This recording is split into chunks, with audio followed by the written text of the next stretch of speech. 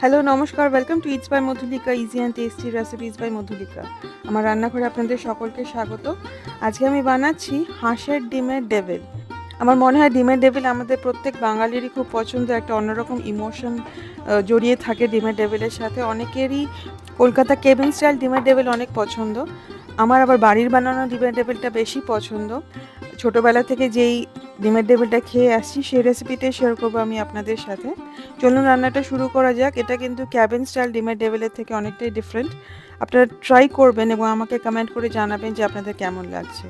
আমি এটা chicken means দিয়ে বা চিকেন কিমা দিয়ে বানাচ্ছি। প্রথমেই আমি নিয়েছি 3/4 কাপ চিকেন কিমা। চিকেন কিমাটার মধ্যে একটু জল থাকবে, আপনারা জল পুরো কিন্তু ঝরিয়ে নেবেন না, জল থাকলে একটু ভালো। কিমাটা ম্যারিনেট করব 1/2 টেবিল স্পুন টমেটো কেচাপ আর 1/4 চা চামচ গোলমরিচ গুঁড়ো দিয়ে। একটা কাঁটা দিয়ে বেশ খানিকক্ষণ ধরে মেখে নেব। চিকেন কিমাটাকে ম্যারিনেট করে রাখবো 10 থেকে 15 মিনিট। 4টে বড় আলু 250 গ্রামের মতো গ্রেট করে নিতে হবে, বা এইভাবে আপনারা এই মেশিনটা যদি থাকে এইভাবে আপনারা গ্রেট করে নিতে পারেন, বা হাত দিয়েও মেখে নিতে পারেন। খেয়াল রাখতে হবে আলুটা যাতে একদম মিহি করে মাখা হয়, আলুর কোনো বড় টুকরো যাতে না থেকে যায়। নিয়ে নেব একটা বড় পেঁয়াজ, কুচো করে কেটে নেব। একদম কিমা নয় কিন্তু, একটু বড় বড় কুচি, যাতে মুখে পড়ে পেঁয়াজের কুচিটা।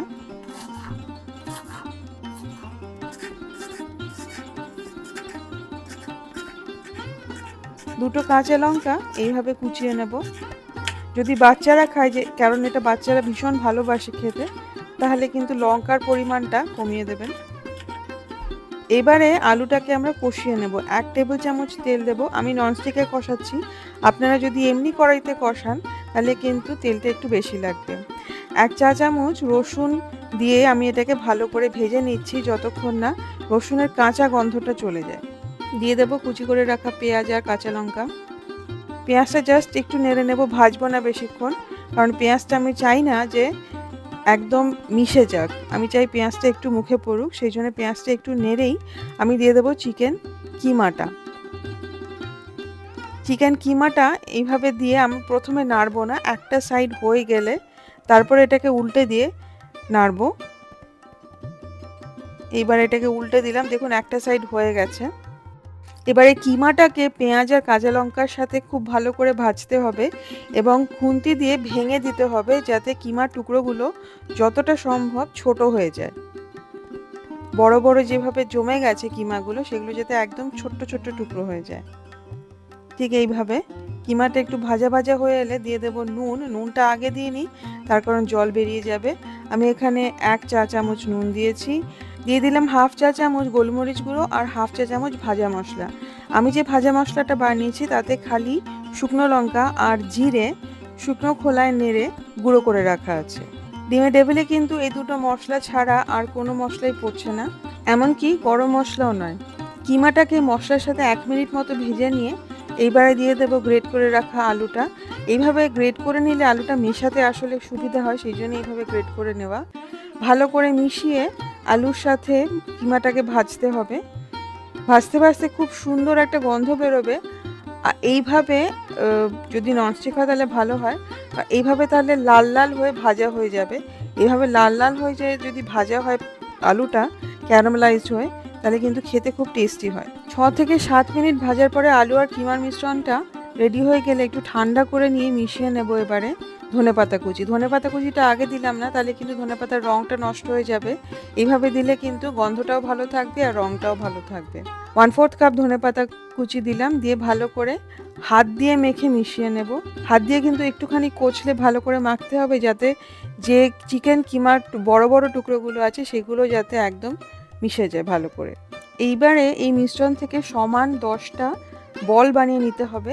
বলগুলো ডিমের সাইজের হবে, যেই ডিমটা নিয়ে নেবেন আপনারা ডিমের ডেভিল বানানোর জন্য, সেই ডিমের সাইজেরই বল আমরা বানিয়ে নেব। নিয়েছি 5টা হাঁসের ডিম। প্রত্যেকটা ডিমকে অর্ধেক করে কেটে নেব। আপনারা চাইলে গোটা ডিমও দিতে পারেন, তবে ছোটোবেলা থেকে দিনে একটার বেশি ডিম খাওয়ার নিয়ম ছিল না বলে সবসময় ডিমের ডেভিলে ডিম হাফ করেই দেওয়া হয়, যাতে অ্যাটলিস্ট 2টো ডিমের ডেভিল খাওয়া যায়। আলু আর কিমার মিশ্রণটা নিয়ে হাতের মধ্যে এইভাবে চ্যাপটা করে নেব। মাঝখানটা একদম পাতলা করে নেব এইভাবে। এইবারে একটা অর্ধেক ডিম মাঝখানে দিলাম ওই পাতলা করা জায়গাটায়। পুরো আলুটা দিয়ে ডিমটাকে এবারে কভার করে দিতে হবে। যেখানে যেখানে বেরিয়ে আসছে ডিম সেখানে সেখানে আলুটা দিয়ে একটুখানি চেপে চেপে কভার করে দিতে হবে। প্রথমবার বানাতে গেলে হয়তো একটা দুটো একটু অন্যরকম হয়, তারপরে কিন্তু সবকটা একদম পারফেক্ট হয়। দেখুন যেখানে ডিমটা বেরিয়ে আসছে সেখানে আমি আলুটাকে দিয়ে কভার করে দিচ্ছি। এবার এভাবে গোল করে নিয়ে আর দুই পাশটাও কিন্তু চ্যাপ্টা করে নিতে হবে। এভাবে বানিয়ে নেব 10টা ডিমের ডেভিল। একটা কাঁচা ডিমকে বাটির মধ্যে ফেটিয়ে নেব। আমরা ডিমের ডেভিলটাকে ক্রাম্প করব, তার আগে ডিমের গোলায় চুবিয়ে নেব বলে ডিমটাকে এইভাবে ফেটিয়ে নিচ্ছি। ছোটোবেলা থেকে বাড়িতে বানানো ফ্রাইজ মানে ফিশ ফ্রাই হোক, চপ হোক, মানেই হচ্ছে সিঙ্গেল কোট ব্রেড ক্রাম্প।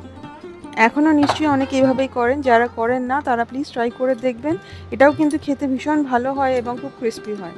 ডিমের ডেভিল বা ডিম আলুর চপটাকে একটা কাঁটার সাহায্যে এইভাবে ডিমের গোলার মধ্যে চুবিয়ে নিয়ে দিয়ে দেব ব্রেড ক্রাম্বের মধ্যে। হাত তো কিন্তু দুটো হাতই শুকনো, সুতরাং কোনো অসুবিধা নেই। এইভাবে লাগিয়ে নেব আমরা ব্রেড ক্রাম্বগুলো। এইটা কিন্তু খুব হালকা হাতে করতে হবে, কিন্তু খুব ফার্মভাবে করতে হবে। ঠিক এইভাবেই আমরা 10টা ডিমের ডেভিল বানিয়ে নেব। এইভাবে গোল গোল করে ঘোরাতে হবে এবং মাঝে মাঝে দুপাশটাও কিন্তু এইভাবে শেপ করে দিতে হবে। ডিমের ডেভিলগুলো ভাজার জন্য একদম রেডি 10টা ডিমের ডেভিল। এবারে আমি এটাকে ভাজবো। কড়াইতে তেল গরম করে নিয়েছি, রিফাইন্ড অয়েল, আমি এখানে রাইস ব্র্যান অয়েল ইউজ করেছি। একদম হাই ফ্লেমে ভাজবো, এটাতে সিদ্ধ হওয়ার কিছু নেই। যদি লো ফ্লেমে ভাজেন তাহলে কিন্তু কিরকম একটা তেল চপচপ ব্যাপার চলে আসে। সুতরাং আমি সবসময় এটা হাই ফ্লেমে ভাজি এবং এইভাবে নাড়াতে থাকি, তাহলে কিন্তু চারিদিক সমানভাবে ভাজা হবে। আমি লোহার কড়াইতে ভাজছি, লোহার কড়াইতে ভাজতে সুবিধা হয়। ঠিক এইরকম গোল্ডেন ব্রাউন করে ভেজে নিতে হবে, সমানভাবে ভাজা হয়েছে। এগ ডেভিল একদম রেডি টু সার্ভ।